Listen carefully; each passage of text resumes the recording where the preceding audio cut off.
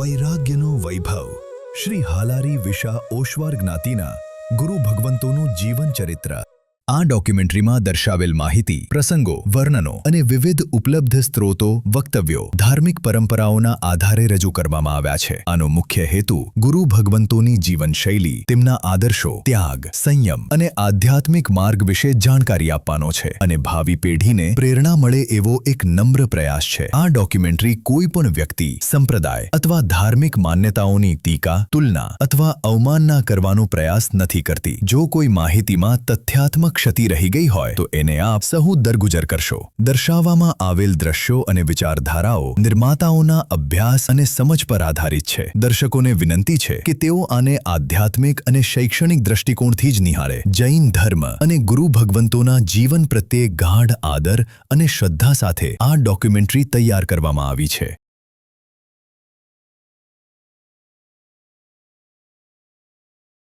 શિવમસ્તુ સર્વજગત સંસ્કૃત ભાષાનું એક સુવાક્ય છે, બહુરત્ના વસુંધરા, અર્થાત આ પૃથ્વી ઉપર કાળે કાળે રત્ન સમાન મહાપુરુષો અવતરતા હોય છે અને એમનાથી જ માનવતાનો, આર્ય સંસ્કૃતિનો, ધર્મ સંસ્કૃતિનો પ્રવાહ આગળ વધતો હોય છે।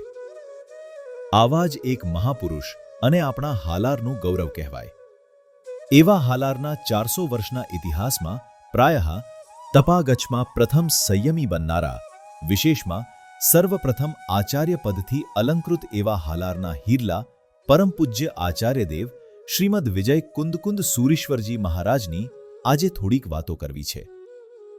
સોરઠની ધરતીના છેડે આવેલો આપણો હાલારનો પ્રદેશ અને એમાં આવ્યું મોટા માંઢા નામનું ગામ। એ ગામનું આભૂષણ હતો પુંજાભાઈનો પરિવાર। પુંજાભાઈના ધર્મપત્ની માંકાબહેન, તેમના 7 સંતાન વીરપારભાઈ, ગોસરભાઈ, કાનજીભાઈ, માણેકભાઈ, કેશુભાઈ, મેઘજીભાઈ અને છેલ્લે મુરીબેન। આ 7 સંતાનોથી શોભતા પુંજાભાઈનો પરિવાર સદાચાર અને નીતિપૂર્વક રહેતો હતો। બધા પુત્રોમાં કેશુ ખૂબ તેજસ્વી હોવાથી ભણવા માટે મુંબઈ મોકલ્યો। ભણતરની સાથે ગણતર પણ થયું। ભણવાનું પૂરું થતાં ઘરનો ધંધો એટલે કે ઘીના ધંધામાં જોડાયા। સાથોસાથ એ વખતના વાતાવરણમાં આઝાદીની ચળવળ બહુ થતી, તેથી એમાં પણ ભાગ લેતા। એમાં એક દિવસ મોટાભાઈ માણેક સાથે આઝાદીની વાત કરતી વખતે મોટાભાઈએ કહ્યું, સાચી સ્વતંત્રતા તો આત્માની છે અને એ ધર્મથી મળે। ધર્મને બતાવનારા છે પૂજ્ય ગુરુ ભગવંતો। આવી વાતો કરી। કેશુને લાલબાગ, માધવબાગ ઉપાશ્રયમાં પૂજ્ય પન્યાસ શ્રી ભદ્રંકર વિજયજી મહારાજના દર્શન, વંદન કરવાની પ્રેરણા કરી। કેશુભાઈ વંદન કરવા ગયા અને પહેલી નજરે જોતા જ પૂજ્ય ગુરુ ભગવંતને સમર્પિત થઈ ગયા। તે વખતે નિશ્ચય કર્યો કે આ ગુરુ ભગવંતના ચરણે સમર્પિત થવું છે। વ્યાખ્યાનથી વૈરાગ્ય ભાવ દ્રઢ થયો। નક્કી કર્યું કે હવે તો દીક્ષા લેવી જ છે। એક દિવસ મોકો જોઈને કેશુએ માતા પિતા પાસે દીક્ષાની રજા માંગી, પણ પુત્રપ્રેમી માતા પિતાએ રજા ન આપી। મોટાભાઈ માણેકનું કેશુને સતત પીઠબળ, પ્રેરણાબળ રહેતું, તેથી વૈરાગ્ય મજબૂત રહ્યો। પૂજ્ય પન્યાસજી મહારાજે કહ્યું કે માતા પિતાની સહર્ષ સંમતિ હોય તો દીક્ષા આપું। તેથી રજા મેળવવા કેશુએ વિગયનો ત્યાગ કર્યો। આખો પરિવાર 6 જણા રસથી ભરપૂર વાનગીઓ આરોગતો હોય અને કેશુ વિગય છોડી લુખ્ખું, સૂકું ભોજન કરતો હોય। આવા અનેક પ્રલોભનો વચ્ચે પણ કેશુએ મક્કમતાપૂર્વક 6 મહિના સુધી વિગયનો ત્યાગ કર્યો। પછી માણેકભાઈએ ગોઠવણ કરી। માતા પિતા, માણેકભાઈ, એમના શ્રાવિકા જીવીબેન અને કેશુ, આ 5 જણા ભદ્રેશ્વર તીર્થ આદિ કચ્છની પંચતીર્થીની યાત્રાએ નીકળ્યા।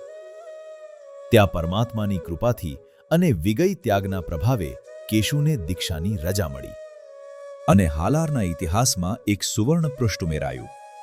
તપાગચ્છમાં સર્વપ્રથમ દીક્ષા થવાની હતી। આખું હાલાર કેશુની ધર્મભાવનાને વંદી રહ્યું હતું। એવા વાતાવરણમાં મહારાષ્ટ્રના વણીતીર્થ મુકામે આબાવાડીમાં પૂજ્ય પન્યાસ શ્રી ભદ્રંકર વિજયજી મહારાજના વરદ હસ્તે સંવત 1998 વૈશાખ સુદ પાંચમના શુભ દિવસે 22 વર્ષની ઉંમરે કેશુને પ્રવજ્જા પ્રદાન થયું. તેઓ પૂજ્ય પન્યાસ શ્રી ભદ્રંકર વિજયજી મહારાજના શિષ્ય મુનિરાજ શ્રી કુંદકુંદ વિજયજી મહારાજ તરીકે ઘોષિત થયા. સાથોસાથ એ જ દિવસે રાજસ્થાન વિશલપુર ગામના સુશ્રાવક પ્રેમચંદભાઈ, કે જેઓ પોતાના બેન તથા શ્રાવિકાને દીક્ષા અપાવીને ગુરુ મહારાજ પાસે સંયમની ભાવનાથી જ આવેલા, તેમની પણ આ પ્રસંગે દીક્ષા થઈ. તેઓ શ્રી પણ પૂજ્ય પન્યાસ શ્રી ભદ્રંકર વિજયજી મહારાજના શિષ્ય, પૂજ્ય મુનિશ્રી ચરણ વિજયજી મહારાજના શિષ્ય, પૂજ્ય મુનિશ્રી પ્રદ્યોતન વિજયજી તરીકે ઉદ્ઘોષિત થયા. દીક્ષા ગ્રહણ બાદ મુનિશ્રીની આંતરિક અને બાહ્ય બંને જાતની પ્રગતિ ખૂબ જ ઝડપથી થવા લાગી. સંસારીપણામાં ભણવામાં તેજસ્વી હતા જ, તેથી સાધુપણાના મુખ્ય સૂત્રો, ગ્રંથો આદિનો અભ્યાસ ખૂબ જ ટૂંક સમયમાં સરળતાથી થઈ ગયો. મુનિશ્રીની ભણવાની ખંત અને વડીલો પ્રત્યેની નમ્રતા અદ્ભુત હતી.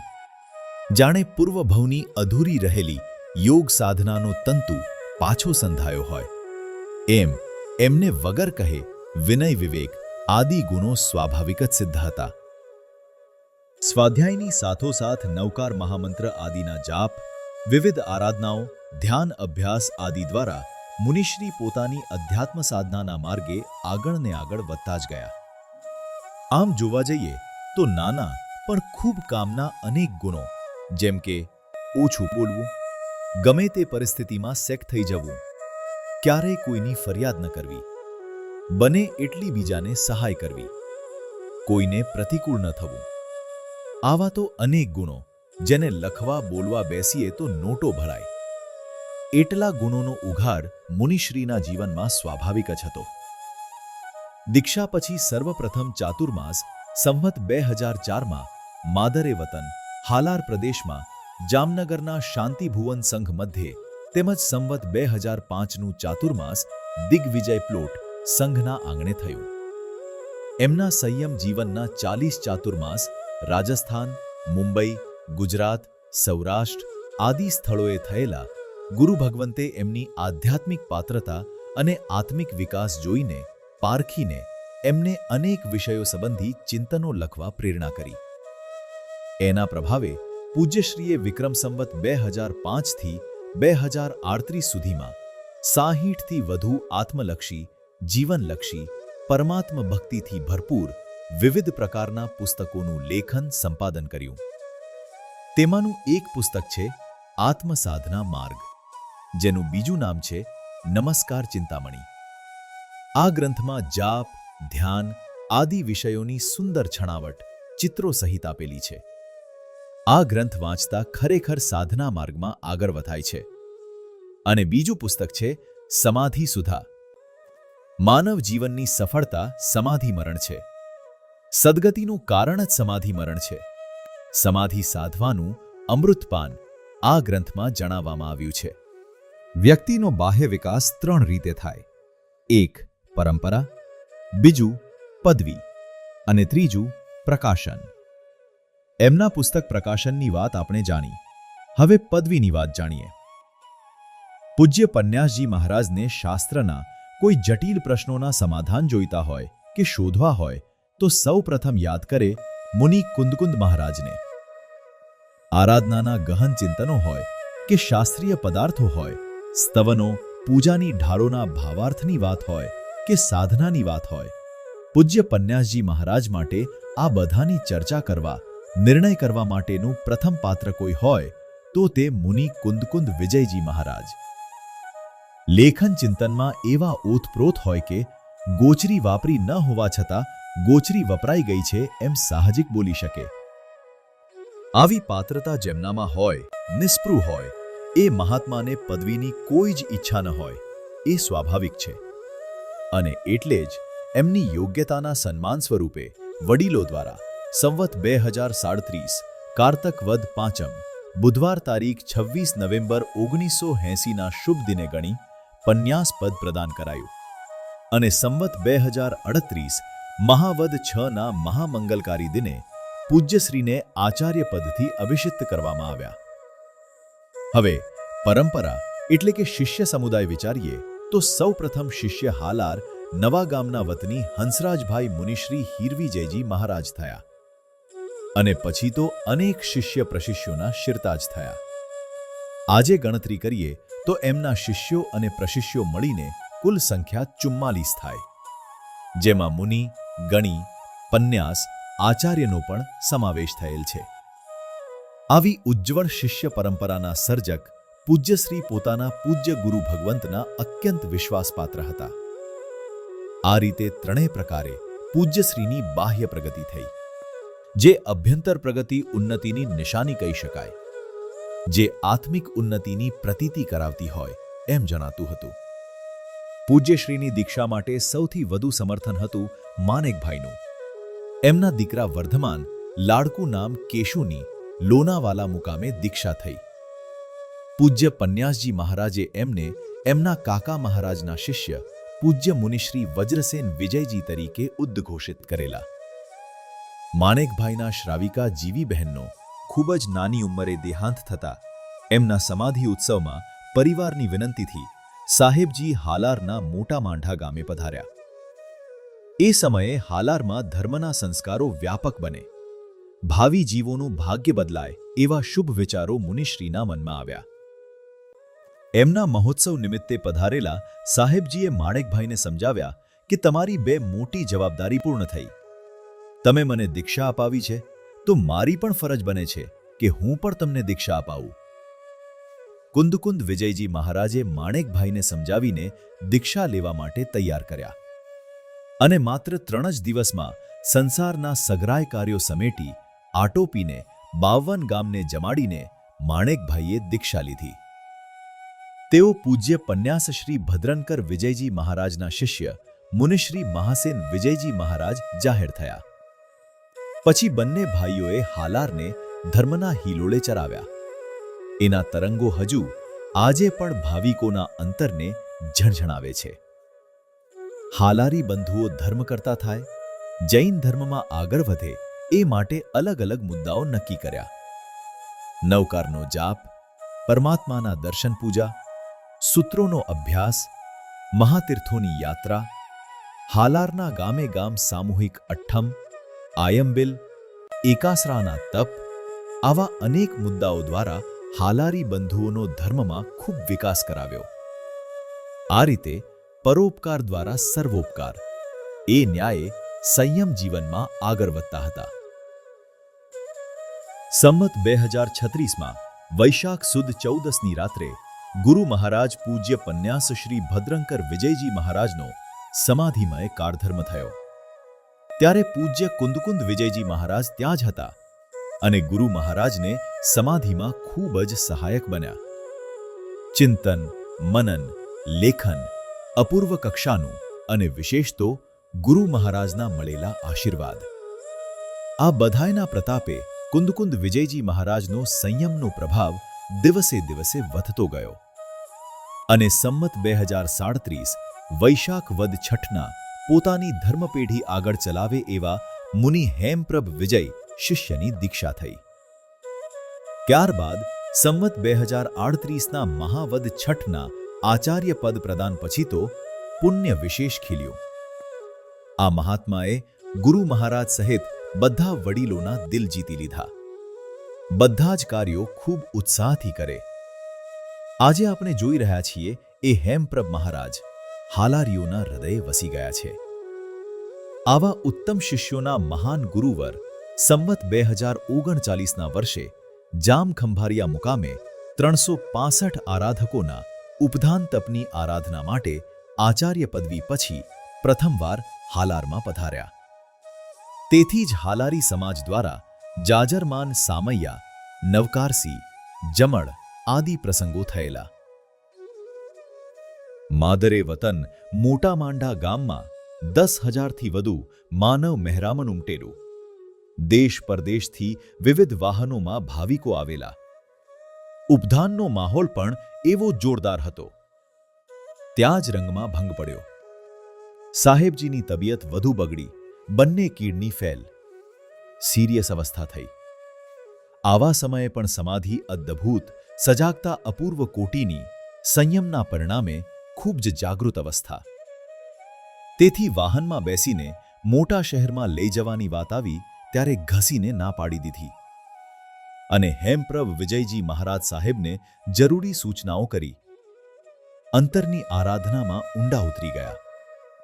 પોતે કેટલા સ્વસ્થ હતા તેનો એક પુરાવો દાતા, ખંભાળિયા, મોટા માંઢા આ ત્રણેય ગામના સંઘ વચ્ચે વાત ચાલુ થઈ કે સાહેબજીના કાળધર્મ પછી અગ્નિ સંસ્કાર અમારા ગામમાં જ થશે.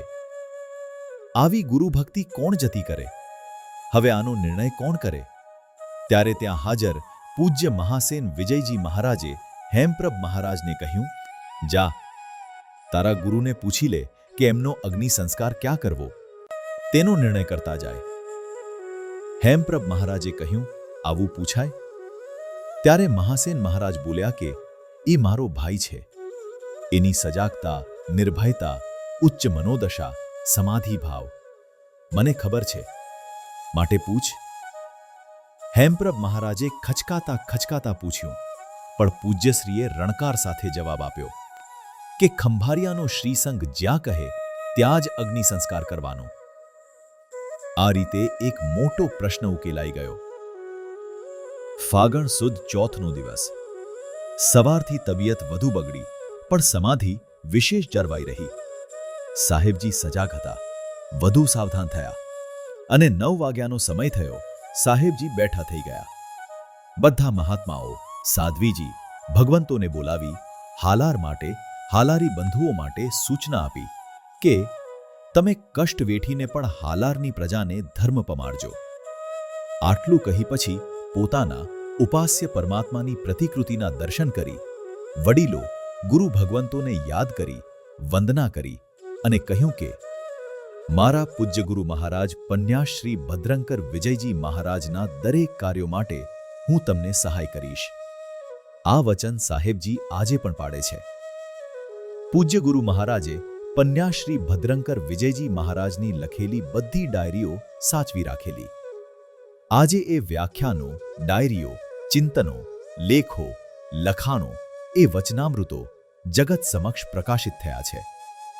ન ભૂતો ન ભવિષ્યતિ જેવું ગંજાવર કામ, તન મન ધન ત્રણેયની પારાવાર મહેનત માંગી લે એવું કામ સાવ સરળતાથી, સહજતાથી પૂરું થઈ શક્યું કોઈ તો એનું મૂળ છે સાહેબજીએ આપેલ વચન. આવા સાહેબજી ખૂબ સમાધિમય, સમતામય હતા. ઘડિયાળનો કાંટો 10ના આંકડે પહોંચ્યો.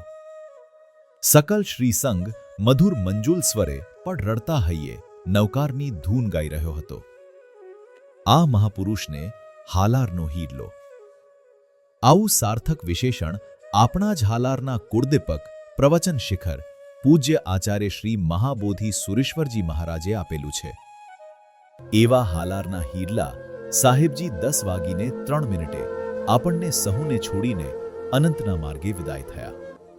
સાહેબજી આજે દેહથી જીવંત નથી, પરંતુ એમના શિષ્ય રત્નો પૂજ્ય પન્યાશ્રી વજ્રસેન વિજયજી મહારાજ અને પૂજ્ય આચાર્ય શ્રી હેમપ્રભ સુરીજી મહારાજ આદિ શ્રમણ ભગવંતોના કાર્યદેહે જીવંત છે. સાહેબજીની બધી જ ભાવના સવાઈ રીતે પૂરી કરી છે. એમના નામને ઉજ્જવળ કર્યું છે. આવા ગુરુ ભગવંત પૂજ્ય આચાર્ય શ્રી કુંદકુંદ સુરીશ્વરજી મહારાજને કોટી કોટી વંદન, વંદન, વંદન.